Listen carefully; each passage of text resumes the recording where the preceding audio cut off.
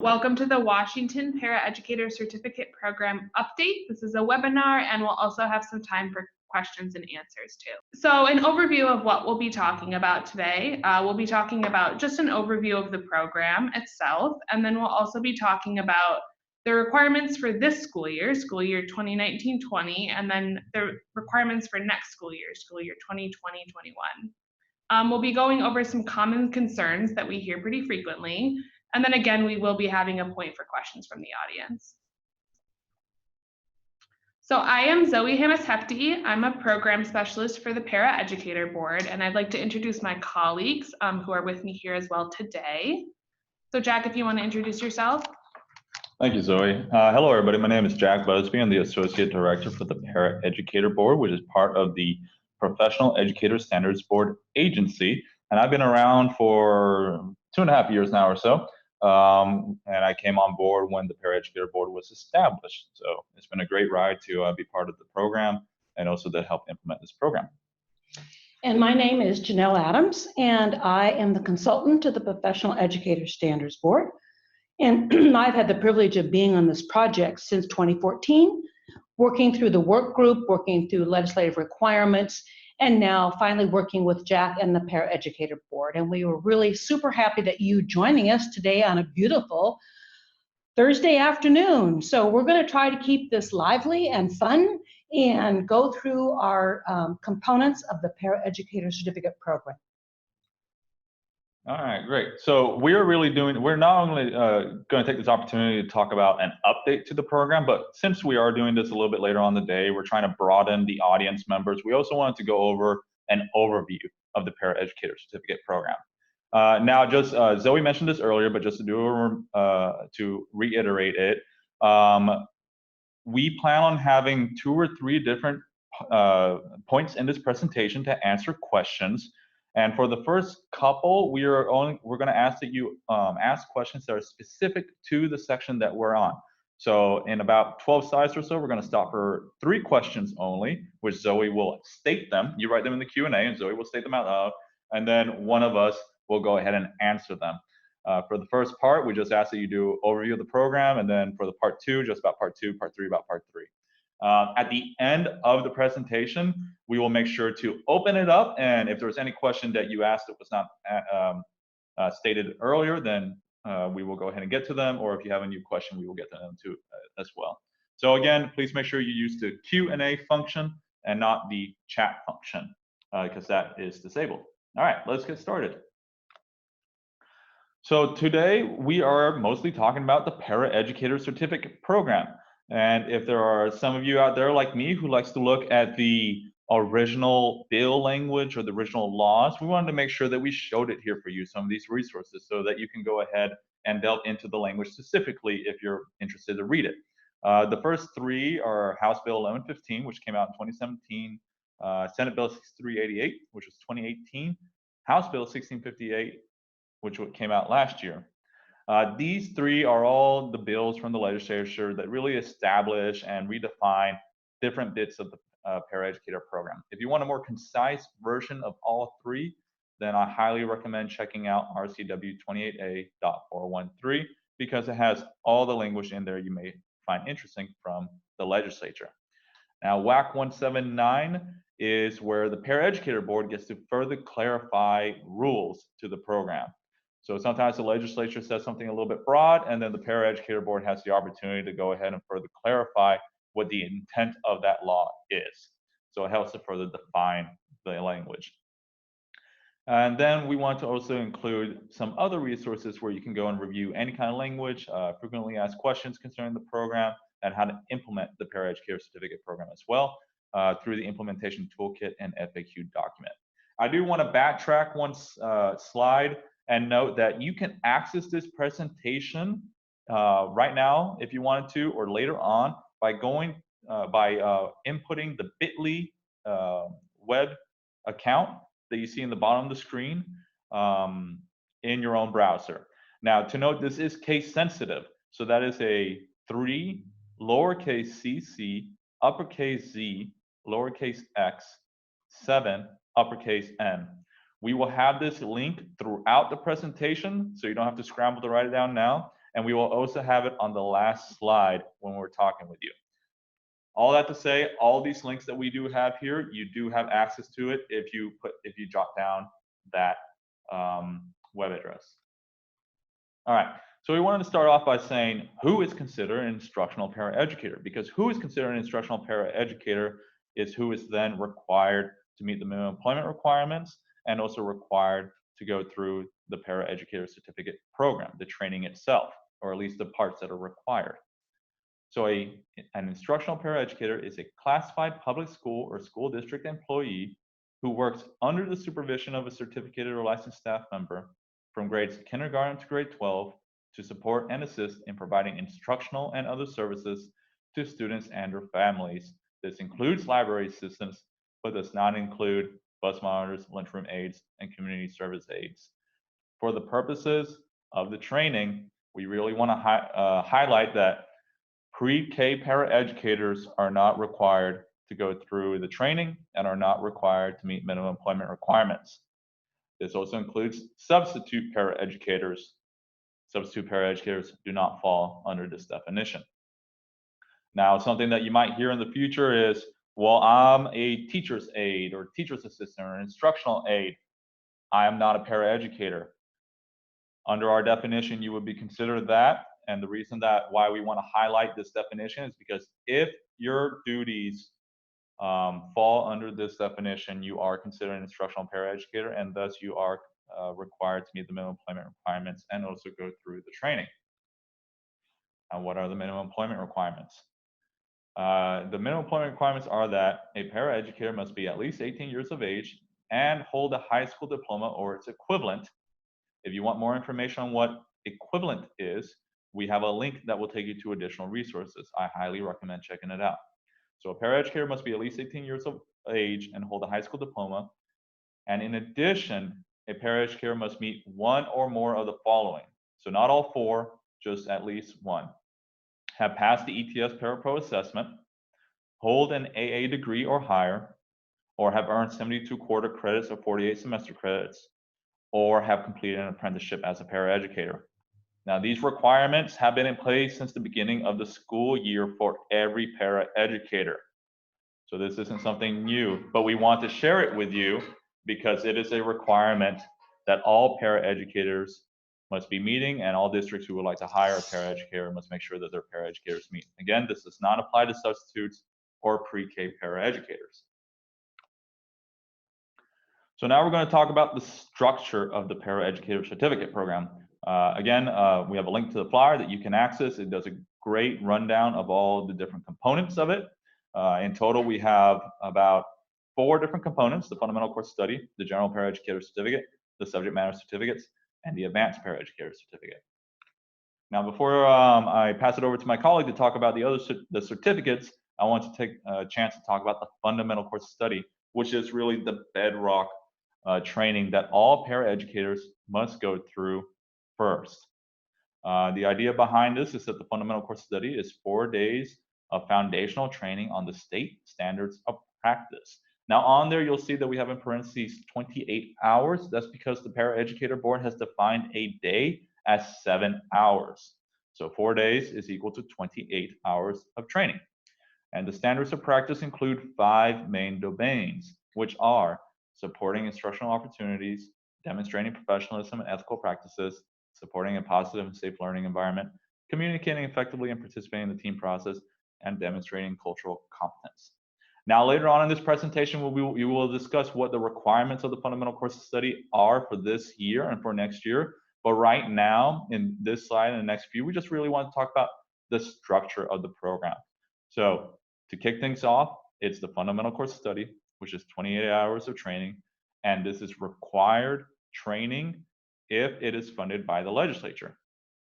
And I can say that for school year 2019-20, the fundamental course of study is required training on at least 14 hours of training, but we will discuss that further. So as we take a look at what is the General Paraeducator Certificate Program, we wanted you to be thinking about the future, because within the next 3 years, as you're completing the fundamental course of study, you are now going to have an opportunity to work towards your general paraeducator certificate. And that certificate will be something that all paraeducators who will be employed within the state of Washington will need to acquire. And that is beyond the 28 hours required for the fundamental course of study. You will then acquire 70 more clock hours, and that will then complete your paraeducator certificate. And within this, the districts must ensure that the paraeducators employed by their district meet all of these general certificate requirements. And you'll have 3 years after you complete the fundamental course of study. And then this general paraeducator certificate, which all of the paraeducators in our state will be working towards, will not expire. So again, this is the first after you've completed the fundamental course of study, which is being supported with funds for 14 hours this year, this school year. You're going to be thinking about what about next year, the year beyond that, and the year beyond that. How are you going to start earning your general paraeducator certificate?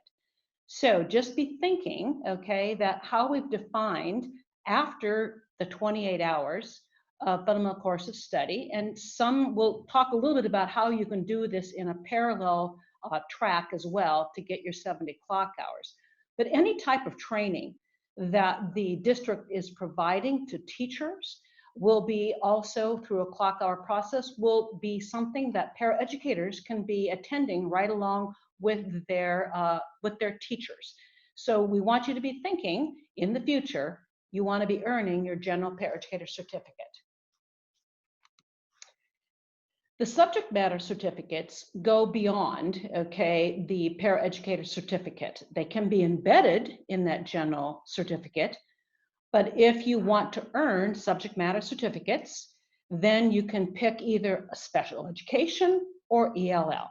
Now, it is not a prerequisite for a paraeducator to have a special ed certificate or an ELL certificate, but they are after you do 20 hours of professional development in special ed or ELL, you can receive a certificate. And that certificate expires after 5 years. But one of the cool things is you can be working on your subject matter certificates, either ELL, special ed, or together.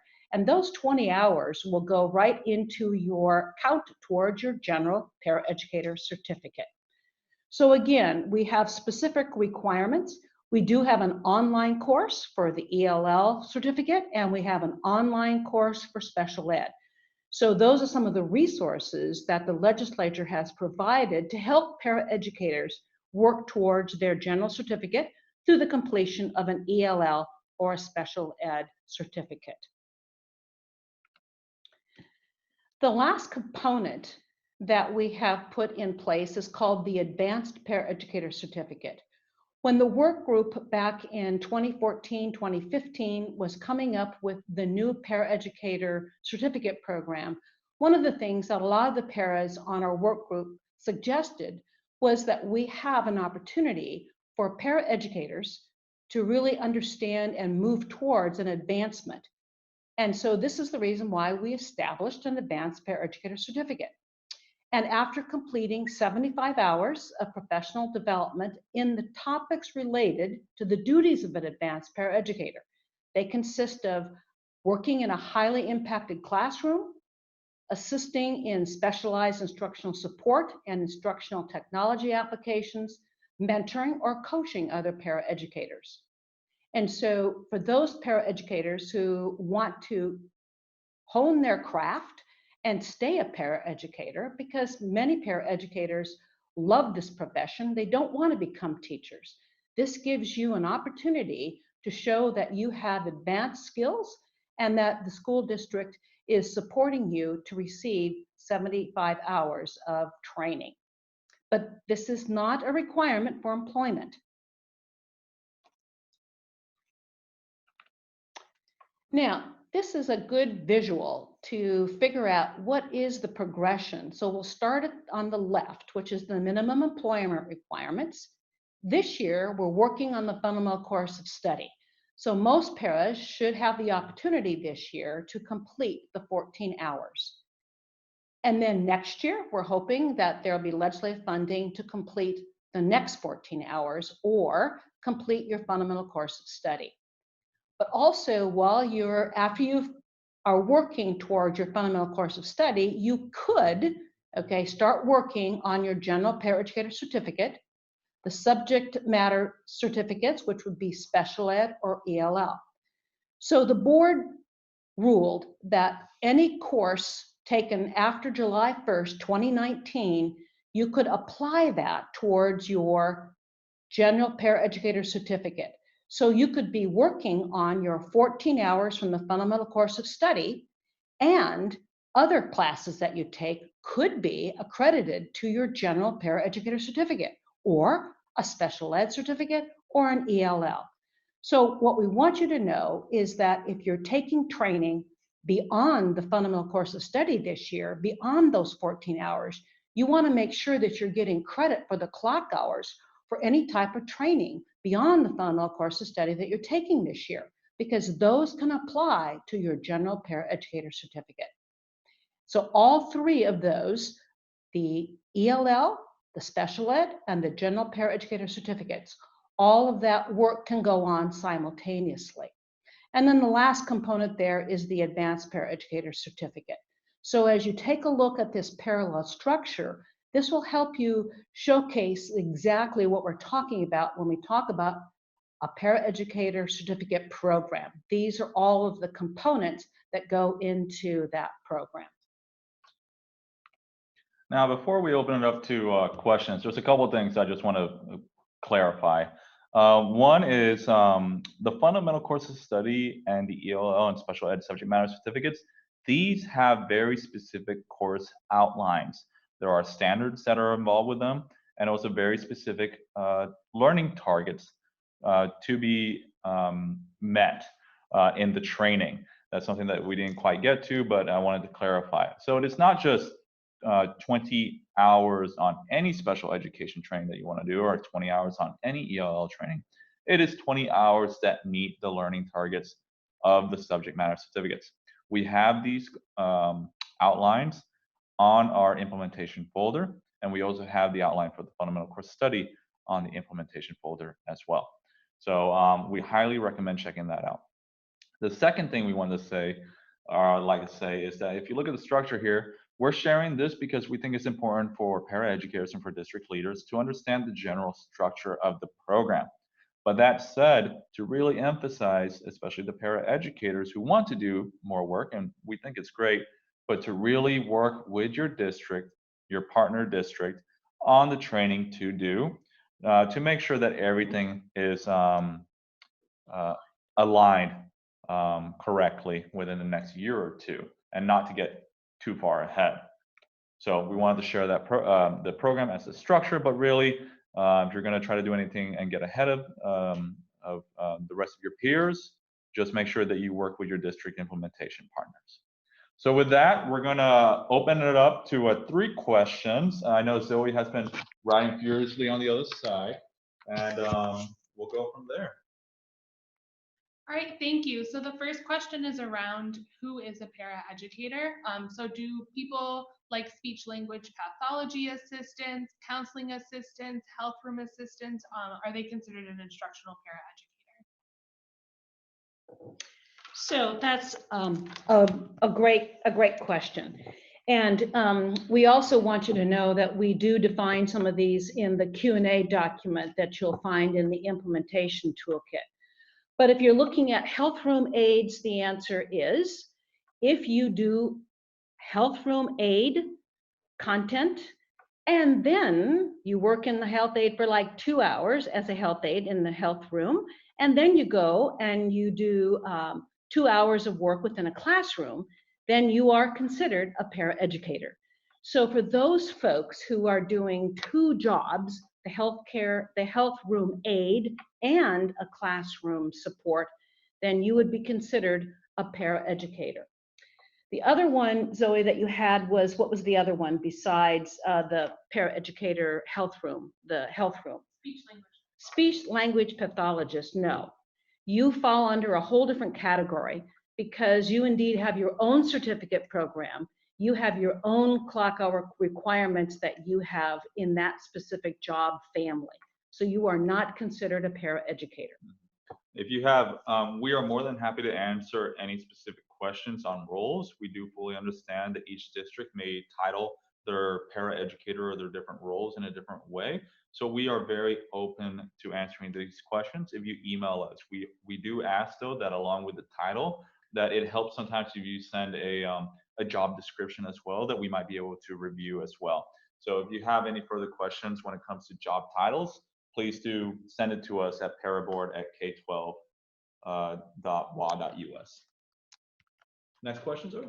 All right, if a paraeducator is taking college classes for credit, do these count towards the general certificate or the fundamental course of study? How do they apply to the paraeducator certificate program? So really good question. A couple points to that. All the training, all the courses that are being taken by the paraeducator, just a quick note, it must be after July 1st, 2019 for it to count. So if there was anything that was completed before this date, it will not count towards the fundamental course of study or the general paraeducator certificate. As a whole, any courses that you complete can work towards the general paraeducator certificate. Since this is a clock hour system that we're following, it applies for general paraeducator certificate clock hours for the college courses that you complete. Now, if you are thinking about completing college courses for the fundamental course of study, that's where it gets a little bit trickier. But I do know that the community colleges are providing a course. I believe the title is EDUC 101.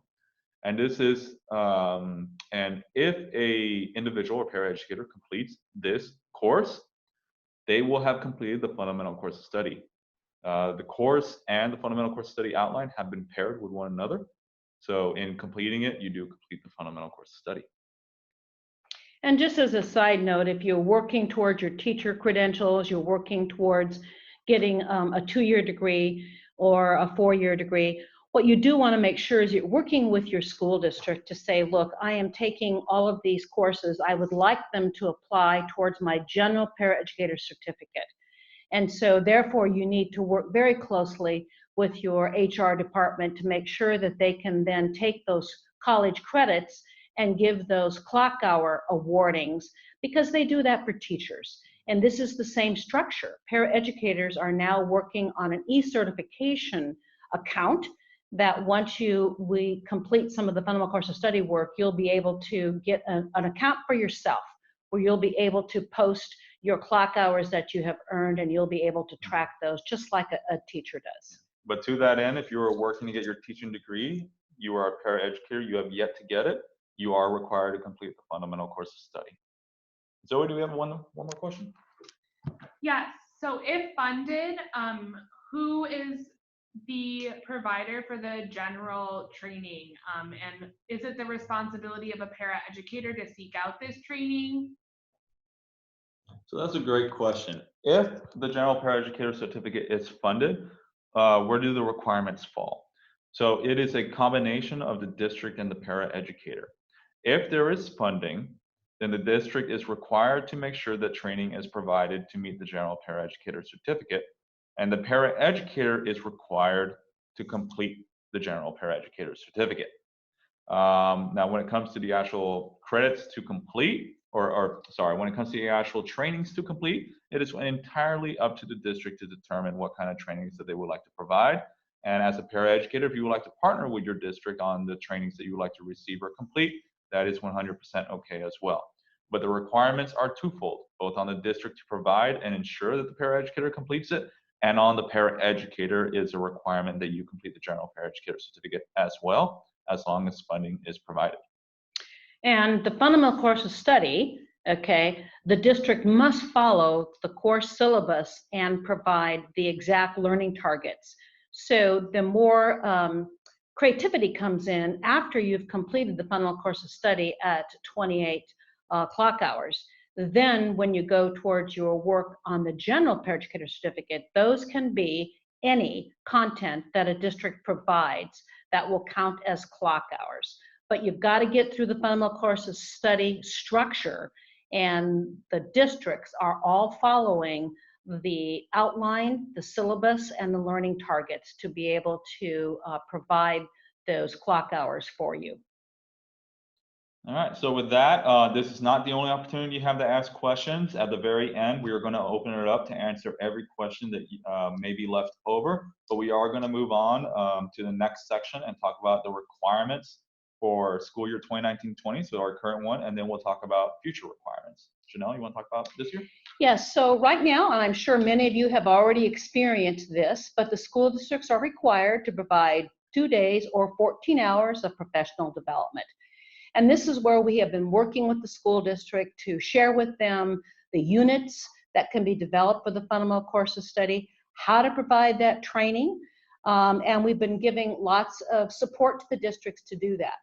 But it is up to the district there are a total of 12 fundamental course of study units, and they have specific numbers and specific way of recording those within the clock hour system. But it is up to the district to pick and choose between those 12 fundamental course of study units as to what they want to offer.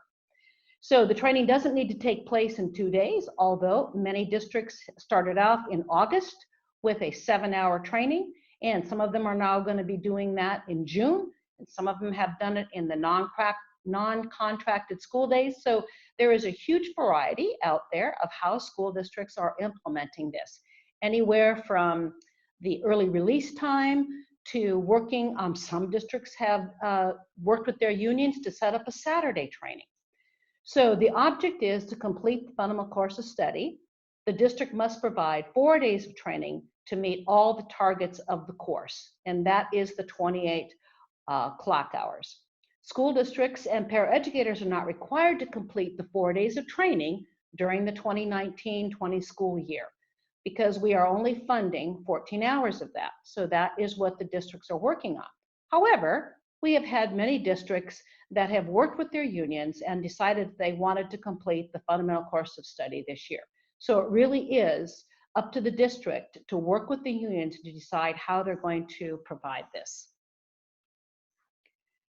So there is no requirement to provide training on the general paraeducator certificate this year, although many districts do have, an opportunity for extra training based on stipends, based on an opportunity. So it really does depend on your collective bargaining agreement, but it's not required for the district to start providing any training on the general paraeducator certificate.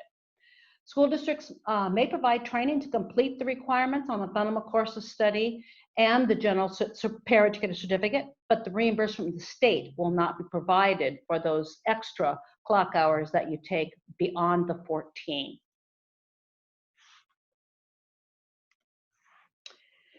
So for those of you who we keep using the word clock hours, and I'm sorry if this is new for you, but clock hours are the currency that the Paraeducator Board decided on. It's the same currency that teachers use. So many school districts are what we call clock hour providers. ESDs are clock hour providers, and there's a certain specific setup for that. But that is the currency that all paraeducators should start to learn. It's about clock hours. And the eCert component is being adapted for paraeducators. It isn't your responsibility yet this year to go on and get an eCert account yet, but as we wrap up this next year and the continuing of the 14 clock hours for the 2021 school year, then that'll be something that all paraeducators will be working towards. So when the fundamental course of study is done, that's the 28 hours, it is the responsibility of the paraeducator to get a note of completion on the eCert. So many of you are receiving, I'm hoping, from your district, once you've attended your fundamental course of study unit, that you're getting paperwork that says, I have completed fundamental course of study unit 1 or unit 2 or 3, along with how many clock hours.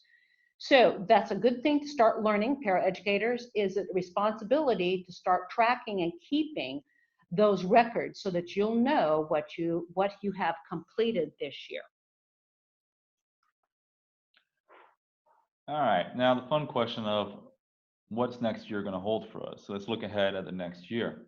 And at the moment, I'm actually going to drop all the way to the bottom of the slide and say this: the legislature is currently in session, and we are still learning on what the requirements are going to be.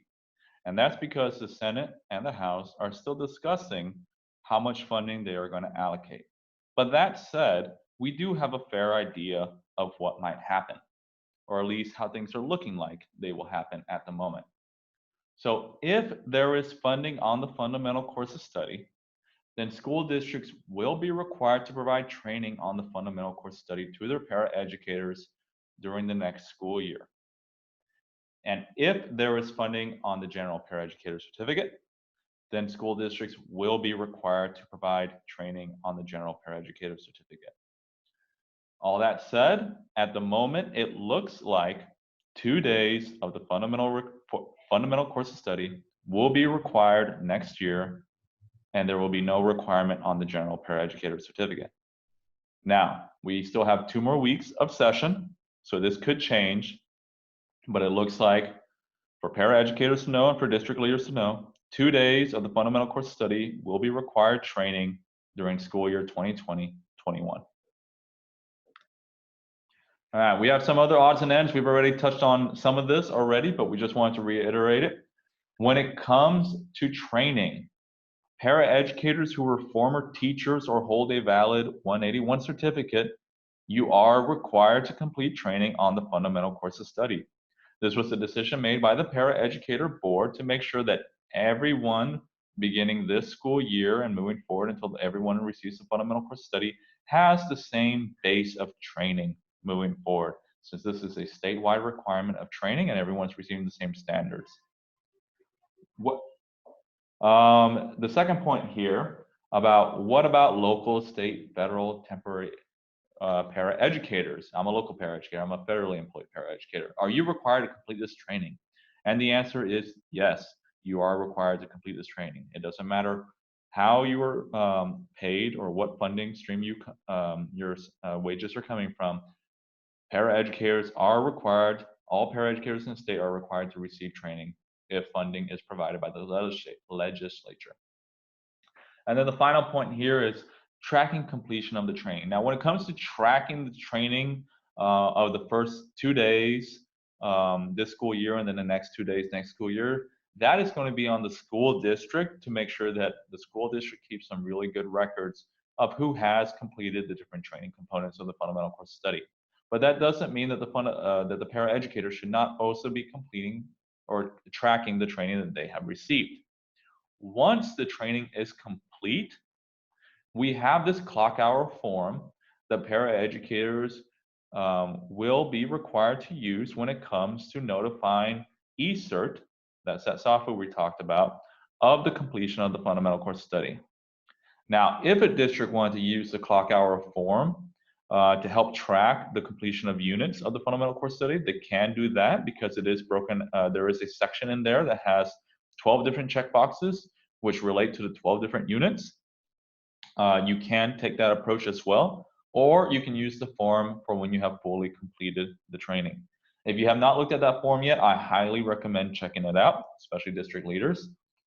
We also have a clock hour form for the ELL and the special ed subject matter certificates. So again, we highly recommend checking out these forms because this is what you're going to use through eCert to notify OSPI that you have completed the training. All right. And now we also want to touch base on the funding model. Now, we're not going to go into too much detail about this, but we did want to give a broad scope about the funding model for the current year and what it will most likely look like for the next year. So the funding model is a reimbursement model. And what this means is that the districts must provide the training to their paraeducators upfront and then receive reimbursement at the end of the school year for the training that they have provided. So at the moment, school districts must provide training this school year up until September 1st of 2020. That is the deadline. By September 1st, 2020, paraeducators must receive 14 hours of training. Funds will then be provided to the school district after September 1st. Now, we want to note that this funding is first and foremost to fund paraeducator release time. But do note that if a paraeducator is already being compensated for their time during the training, say that school districts are using early release or late start or conference days or something else that might already be bargained, then the districts are meeting the letter of the law, and they can then use those funds for other fundamental core study related training costs. Now, when it comes to the reimbursement request, this is important for school district leaders. You must complete iGrants package form 918. We are asking for quarterly updates so that we can give you a proper estimate of what the funding reimbursement level will be. And this is a hard deadline. So September 1st, 2020 is the last date. There will be no extensions, and there is no possibility for late submissions. So all the number of paraeducators who have completed 14 hours of training, that number in your district, that must be submitted in for package 918 by September 1st of 2020. All right, so let's open it up for 3 more questions. What do we got, Zoe? All right, so do districts have to pay paras for the general certificate program just like they do for the fundamental course of study? And do they also have to pay paraeducators for makeup fundamental course of study trainings?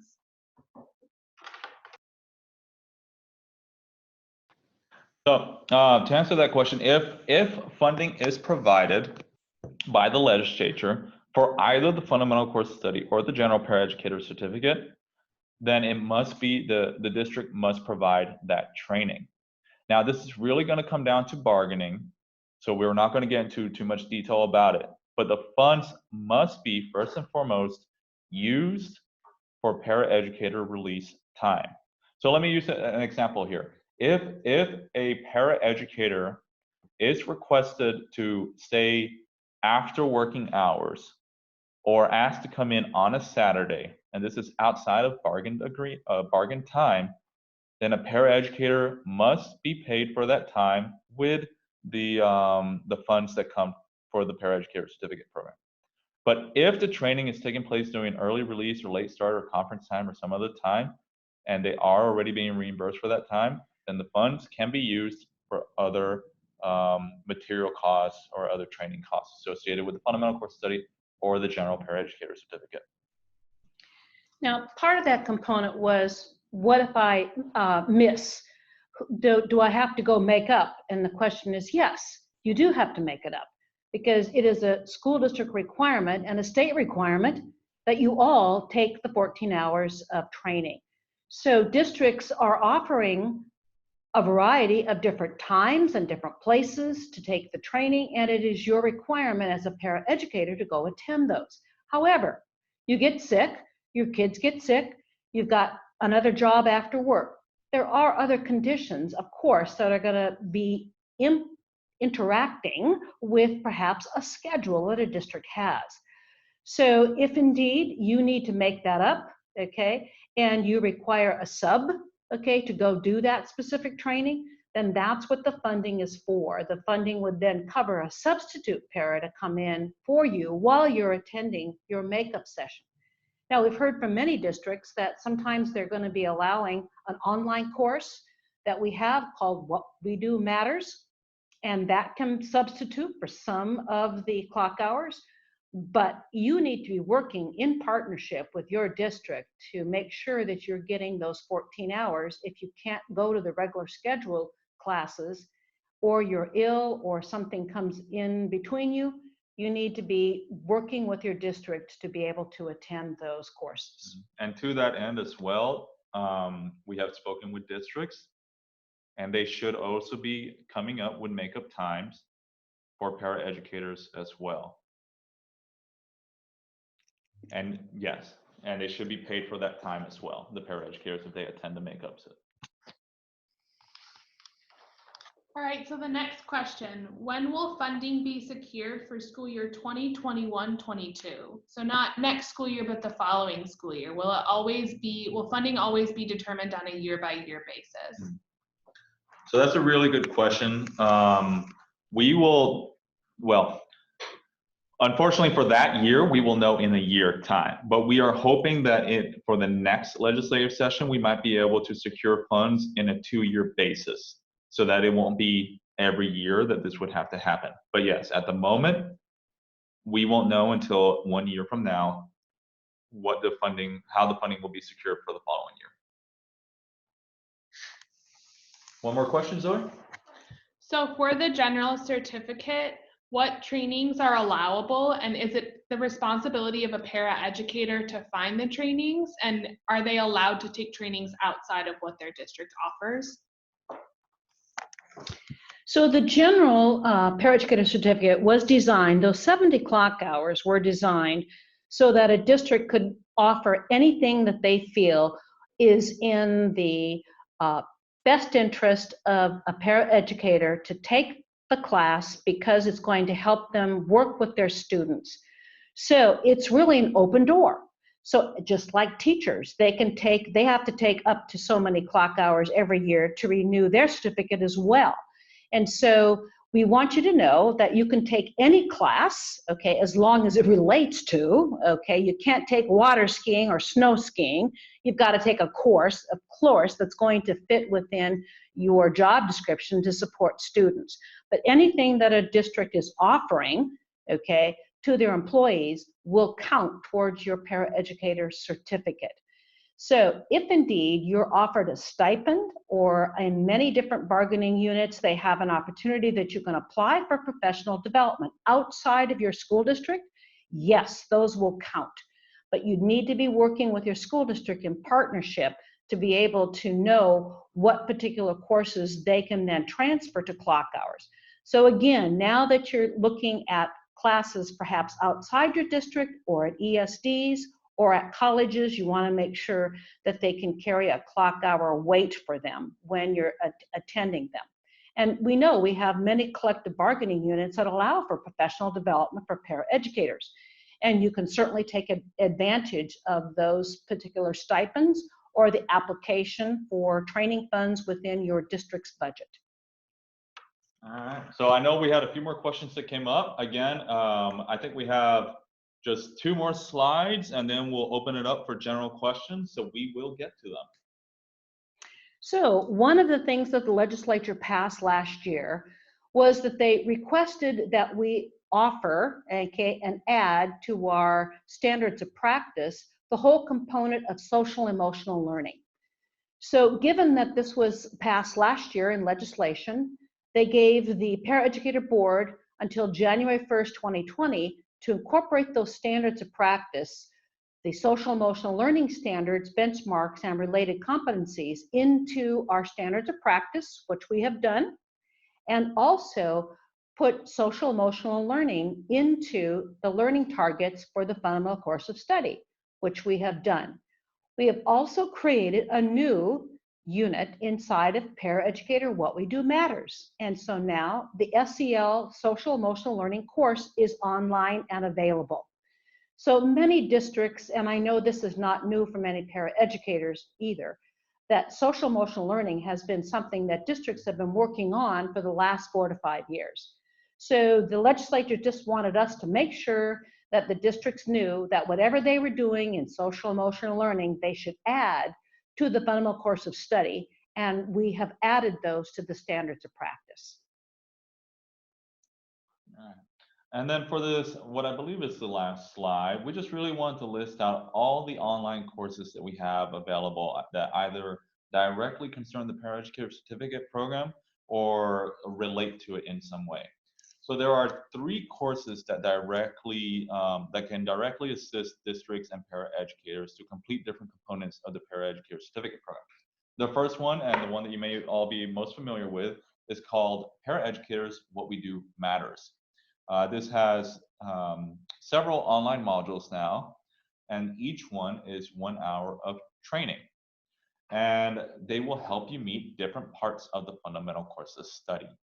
So if this is a approach that your district would like to do, again, we highly recommend checking with your district and not just going to do the online course, then this is available because it does hit several different learning targets for each unit, but not every single learning target. So we do have a crosswalk. It's in our implementation folder, but we did want to make sure that we highlighted it here for anyone who may be interested. The next 2 are the ELL and Special Ed Subject Matter Certificates, online courses. These courses, unlike the Paraeducators What We Do Matters, do fully contain the learning targets of the subject matter certificates.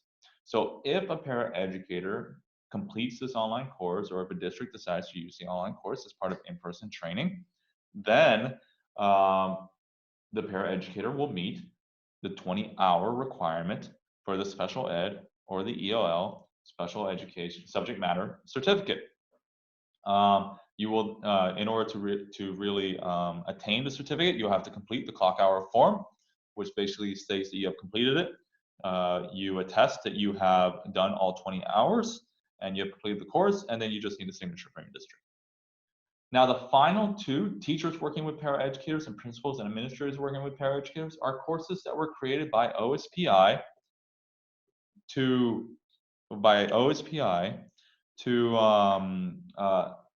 help train teachers who work with paraeducators, and then help train principals and administrators who are working with paraeducators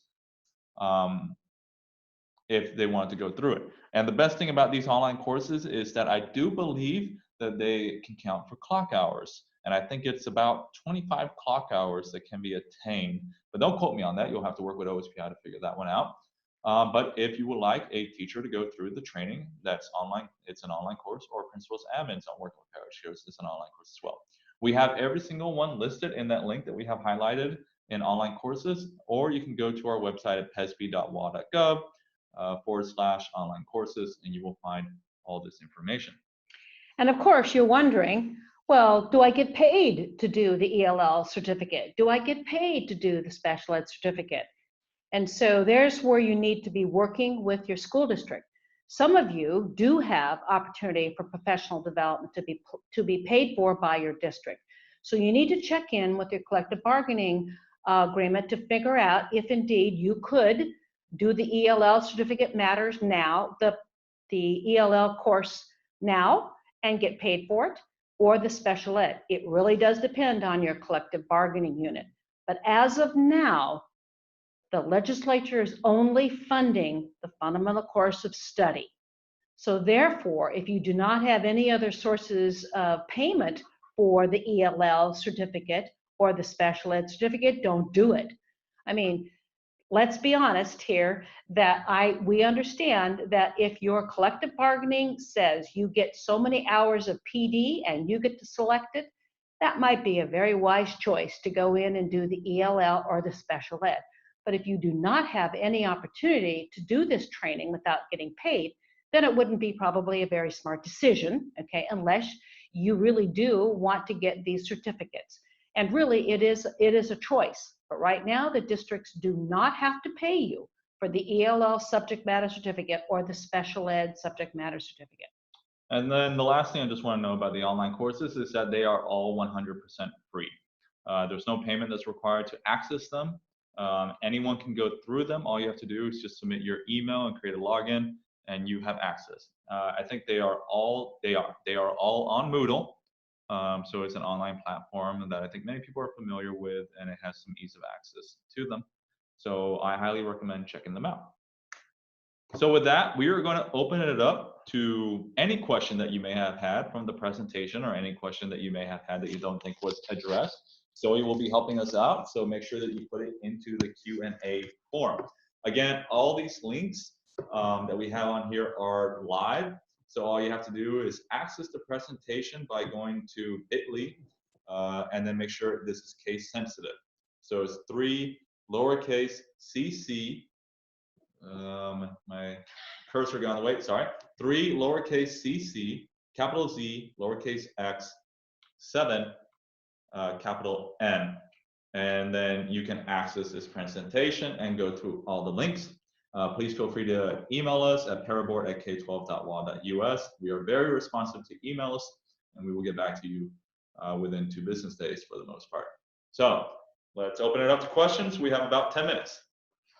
All right, so if paraeducators complete the SEL module, where do the hours count? Does this now mean that the FCS is 29 hours instead of 28 hours?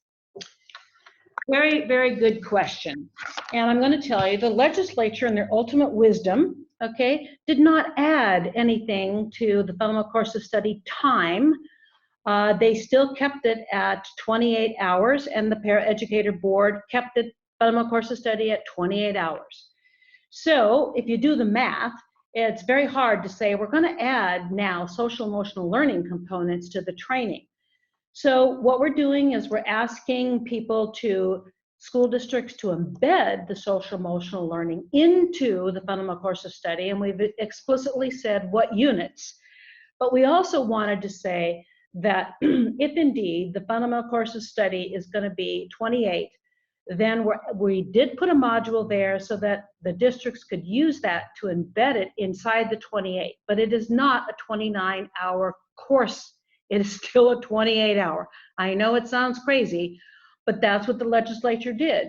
They gave us a mandate, please include social emotional learning, but we're not adding any more time to the fundamental course of study. So that was our dilemma. So we want school districts to do the best they can to introduce it inside of the fundamental course of study. But fundamental course of study is not 29 hours. It's still 28. From both a para-educator perspective and a district perspective, what happens if a para-educator moves districts? Do their units count, and how do they do that? That's a really good question. Thank you for whoever asked that. So this is why when it comes to the training, the 14 hours that are required this year, we highly recommend to districts that you focus on completing units of the fundamental course study. There are 12 units in the fundamental course study, and we highly recommend that you complete the units. And the reason that we say the units is because then the next, or the district that the paraeducator moves to, they will know that that paraeducator has met the learning targets of those units and doesn't have to maybe do a crosswalk between the two districts of what training has been done, or just ask the paraeducator to redo all the training that they have done. Now, can a district not take the approach of training in the units? Yes, you can. But we highly recommend you do it for this very question. What if a paraeducator transitions? So for that reason, we ask that you complete the units. We ask that you keep very good tracking of the trainings that you complete, both the paraeducator and the district. And you go ahead and use that fundamental course study clock hour form, because it's a very easy way to keep track of things as well. So that was a really good question. And I'm sure that we will have a lot of paraeducators moving from one district to the next. So this is a heads up to the districts that when you know that a paraeducator is leaving your employment and they're going to be moving on to another district, that in case that HR person calls you, you can be able to look up on your spreadsheets what specific fundamental course of study they've already taken in your district. Because the goal is not to have a paraeducator have to repeat a fundamental course of study unit that they've already completed. So that's not our hope. Our hope is that paraeducator will have those direct units transferred to their new district. And to that end, once a paraeducator completes the fundamental course study, if they then transition, they are not required to do the fundamental course study. Again, once a paraeducator completes the general paraeducator certificate, they are not required to do the general paraeducator certificate training again. Once these have been attained, the paraeducator is complete, or complete with the components of the paraeducator certificate program. So if a paraeducator receives general certificate training, who pays for the clock hour fees that may be associated with that training? Very good question. Okay. Now, the one thing that we have tried to do, okay, across the board, because we understand some districts are not clock hour providers, or nor do they do it for free.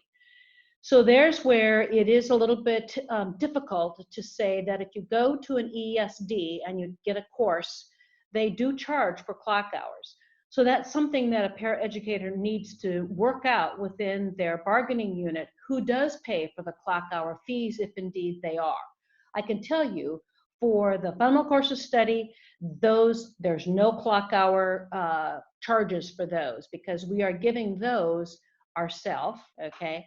And we also know that in our special ed certificate, those clock hours can be received through our online course, and the same thing with special ed. However, there's a little gray area in terms of what does an ESD charge around those clock hours. So that's one of the things that we have to have you know, is that it's not always cut and dry who's going to pay for those clock hours. So it is a part of working with your district in tandem and partnership to figure out how can those fees, if indeed they aren't from the fundamental course of study, those are free. But if you go into the general, that's going to be a little bit of a different twist. You're going to have to find out and work with your district. So just to emphasize, when it comes to the fundamental course study and the 2 subject matter certificates, there are no clock hour fees that are associated with them. But if you do partner with any kind of provider, there may be other fees that they may associate with the training. When it comes to the general paraeducator certificate and the advanced, since there is no specific curriculum that's involved with this training, it's very broad. There may be clock hour fees that are associated with this training, depending on the provider that you go with. So again, it's just very important that you make sure that you partner with your district when it comes to the training that is being provided. So this is a district perspective question. If districts use already contracted time to provide fundamental course of study training, are they allowed to use the funds in other ways besides compensating their paras? They are. So as we've said already, that if this is already time that they are using, say early release or late start or conference time, and paraeducators are receiving compensation based on out of their bargaining agreement for that time, then the funds that the district receives for the fundamental course study may be used for other fundamental course study related expenses. Examples include material costs or location costs or food, very important, and getting a trainer. You know, there's different costs that are associated with this, perhaps even administrative time. So yes, as long as the paraeducators are first and foremost receiving payment for the training time, then the funds that come can be used for other fundamental course study related expenses. So compensation rates for paraeducators vary throughout the state due to regionalization. How is the reimbursement rate calculated? Are different districts going to receive different funds because of that? Really good question. So this might get into the weeds a little bit, but basically what happened was that the legislature provided the state a bucket of funds. I believe it was a little over $12 million. And they are estimating that paraeducators for each day of training will receive, I think it's $218 per day. So $436 for 2 days of training. Now, this is an estimate, and this is highly dependent on the number of paraeducators who receive training in the state.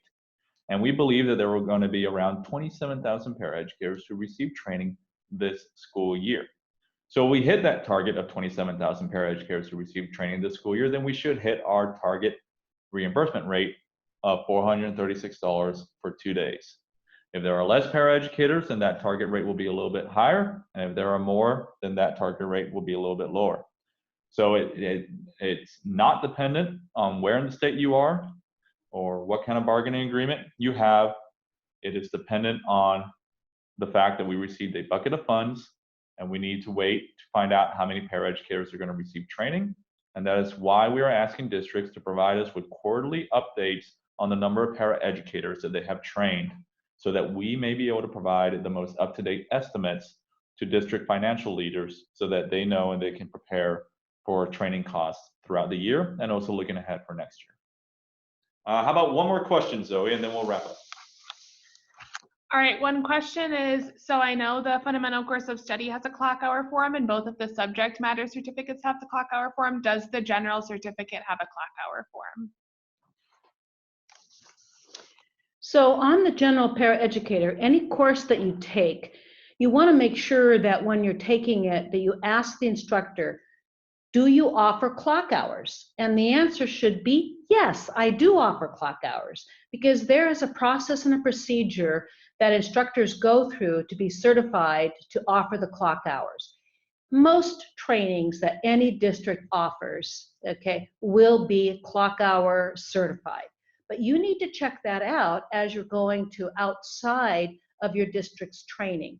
ESDs, of course, will do the clock hour for you. There may be a fee, but they will offer clock hours, and same thing with most of your districts. It's just your outside source. So again, what you want to make sure is that you ask for the clock hour form after you participate in the class, and probably before, so that you know that it's going to qualify. And then every instructor who is clock hour certified will give you a form, okay, that says you have taken the course and the clock hour. Those are the things that you want to keep in a file, because those are the things that your district's going to require, just like teachers, when they have to complete a coursework in clock hours, they have to provide a form. So just start getting used to the currency of clock hours and keeping documentation from the instructor of your course. And then just to add to that, I would just say that when it comes to general paraeducator certificate, just like with teacher training, once you're completed with your training, go on eCert and note that you have completed the training. Unlike the fundamental course study where you have to wait for the entire training to be complete, you don't have to do that for the general paraeducator certificate. So when you complete 1 hour of training or 3 hours here or 5 hours there, go ahead and note that onto the eCert, and then you can, over time, accumulate the 70 hours that you need. All right, Zoe? So we received over 100 questions during this presentation, so I really want to stress that if your question didn't get answered, I'm sorry, and that you are more than welcome to email us at paraboard at k12.wa.us, and we will answer them there. All right. And with that, we just want to say thank you so much for joining us today in this webinar presentation. If you have colleagues who were not able to join us today, please note that we have recorded this presentation and we will make it live on YouTube within the next week or so. So we will notify everyone who had subscribed, and we will also notify the newsletter that the webinar exists. And as Zoe said, just to really emphasize, please do email us at paraboard@k12.wa.us. We are highly responsive on email, and we do look forward to your questions. So with that, thank you all for joining us. Have a great afternoon.